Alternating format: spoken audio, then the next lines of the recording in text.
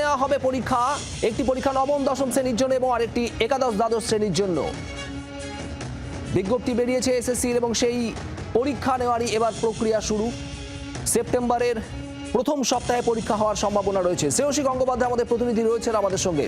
শ্রেয়সী, কি জানা যাচ্ছে?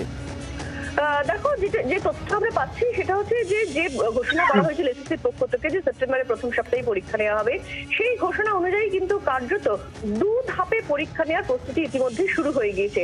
2টো দিন চূড়ান্ত করা হয়েছে এবং সেই 2টো দিনই কিন্তু কার্যত যাতে সেক্ষেত্রে চূড়ান্ত সিদ্ধান্ত নেওয়ার জন্য সেক্ষেত্রে শীর্ষস্তরে পাঠানো হয়েছে এবং সেই অনুযায়ী কিন্তু সেক্ষেত্রে সেখান থেকে অ্যাপ্রুভাল হলে কিন্তু সেই 2টো দিনই পরীক্ষা হবে।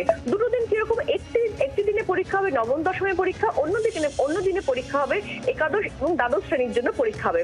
এক্ষেত্রে আমরা জানি যে এসএসসির যে আবেদন, সেই আবেদনের সময়সীমাটা এই মুহূর্তে চলছে, সেটা 14 তারিখে শেষ হবে। যদিও মাঝখানে যেহেতু প্রায় 2.5 দিন বন্ধ ছিল আবেদনের প্রক্রিয়াটা, ফলে সেক্ষেত্রে আবেদন করার সময়সীমাটা হয়তো কিছুটা বাড়তে পারে এমনটা মনে করা হচ্ছে। যদিও এখনো সেই বিষয়ে চূড়ান্ত কোনো সিদ্ধান্ত এসএসসির তরফে জানানো হয়নি।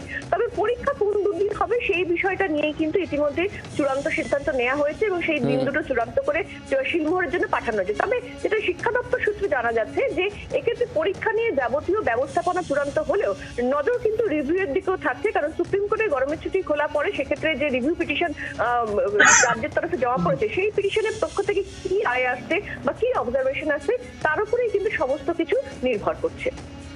ধন্যবাদ।